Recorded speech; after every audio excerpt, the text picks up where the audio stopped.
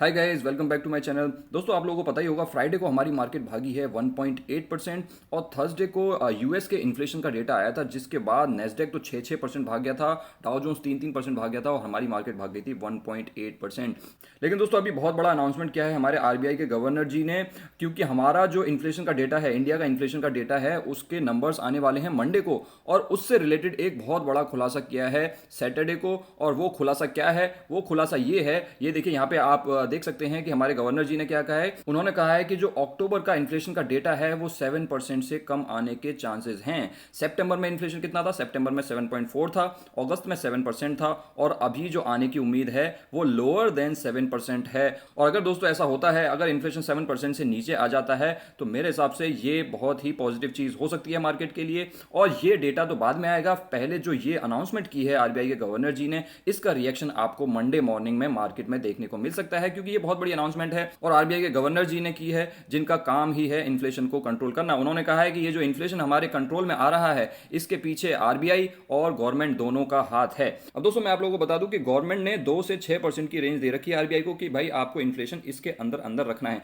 In fact ये 4% की होती है, उसके साथ 2% का बफर दे रखा है, ±2%। इसी रेंज के अंदर आरबीआई को इन्फ्लेशन को रखना होता है। लेकिन आरबीआई पिछले 2 क्वार्टर से ये नंबर्स को मिस करती आ रही है, इसके अंदर इन्फ्लेशन को रखने में नाकामयाब रही है, इसीलिए बार बार उन्हें गवर्नमेंट को जवाब भी देना पड़ता रहता है। यहां पे आप ऑफिशियल स्टेटमेंट भी देख सकते हैं आरबीआई के गवर्नर जी का। यहां पे उन्होंने कहा है, we expect October numbers which will be released on Monday को रिलीज होंगे to be lower than 7%। Inflation is a matter of concern with which we are now dealing effectively. उन्होंने कहा है कि इन्फ्लेशन जो है वो चिंता का विषय है, जिसके साथ हम डील कर रहे हैं और बहुत ही अच्छे से डील कर रहे हैं। अब एक्चुअल में अच्छे से डील कर रहे हैं या नहीं कर रहे हैं, वो तो दोस्तों मंडे को जब नंबर्स आएंगे तभी पता चलेगा। लेकिन आरबीआई के गवर्नर जी के जो अनाउंसमेंट होती हैं उनको सीरियसली लिया जाता है और इसी वजह से आपको मार्केट में मूवमेंट देखने को मिल सकता है। मैं आप लोगों को बता देता हूं, अभी नवंबर 3 को आरबीआई की एक सडन मीटिंग हुई थी, जिसमें उन्होंने कोई रेट हाइक्स तो अनाउंस नहीं किए, लेकिन इसमें उन्होंने गवर्नमेंट को जवाब दिया कि क्यों वो 2 से 6% की जो रेंज होती है इन्फ्लेशन की, उसको उसके अंदर रखने में नाकामयाब रहे। इसकी रिपोर्ट और इसके रीजंस गवर्नमेंट को सबमिट करने होते हैं आरबीआई को, और आरबीआई ने वो किया।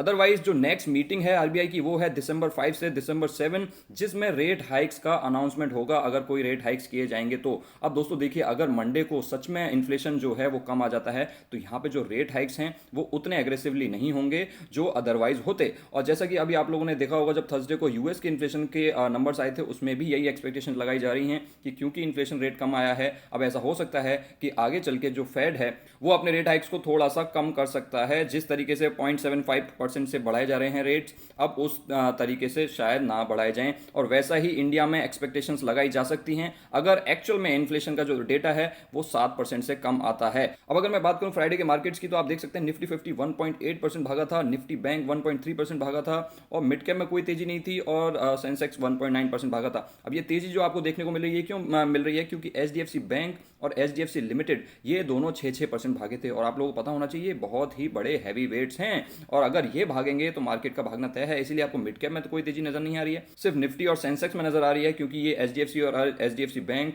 निफ्टी और सेंसेक्स में ही है। इनफैक्ट बैंक में भी नजर नहीं आ रही है, क्योंकि निफ्टी बैंक में एचडीएफसी लिमिटेड का कंट्रीब्यूशन नहीं आ रहा है। अगर हम ग्लोबल मार्केट्स के बारे में बात करें, एसजीएक्स निफ्टी ऑलरेडी 18,488 पे पहुंच गया था। ये तो पहुंच गया था नेस्डैक, ग्लोबल मार्केट्स और यूएस के इन्फ्लेशन के डेटा को देखते हुए, लेकिन दोस्तों क्योंकि ये नेक्स्ट वीक है और वीकेंड पे कुछ भी हो सकता है, इसीलिए इसका रिएक्शन यूजुअली आपको बिल्कुल सेम नहीं देखने को मिलता है मंडे को। लेकिन क्योंकि अभी आरबीआई की ये एक्सपेक्टेशंस जताई जा रही हैं 7% से कम इन्फ्लेशन रेट आने की, तो हो सकता है आपको ये नंबर्स मंडे को देखने को मिल जाएं। ये नहीं तो इससे थोड़ा ऊपर नीचे भी देखने को मिल सकता है, लेकिन एक गैप अप ओपनिंग मुझे एक्सपेक्टेड है मंडे मॉर्निंग को। Let's see gap up opening होती है या नहीं होती है, लेकिन गैप अप ओपनिंग के बाद हो सकता है मार्केट में वो गैप फिल होना स्टार्ट कर दे, अगर नंबर्स एक्चुअल में वैसे नहीं आते हैं जैसे कि एक्सपेक्ट किए जा रहे हैं। चलिए दोस्तों, आज की वीडियो में बस इतना ही। आई होप आप लोगों को ये वीडियो पसंद आई होगी, और दोस्तों आप लोगों को ये ध्यान में रखना है कि कब कौन से इन्फ्लेशन का डेटा आ रहा है, जिससे कि आप कोई गलत पोजीशन ना बना लें, आप कोई कॉल सेल ना कर दें, या फिर आप कोई ऐसी पोजीशन ना ले लें जो आपको खतरे में डाल सकती है। सो मंडे को इंडिया के इन्फ्लेशन का डेटा है, इसका आपको याद रखना है। अभी पीछे यूएस के इन्फ्लेशन का डेटा आया था, लेकिन काफी लोगों को पता ही नहीं था, उससे पहले उन लोगों ने कॉल सेल कर दी थी,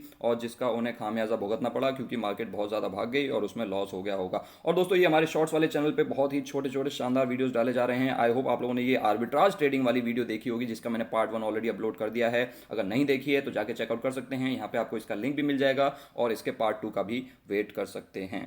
thanks for watching guys, I will see you next time.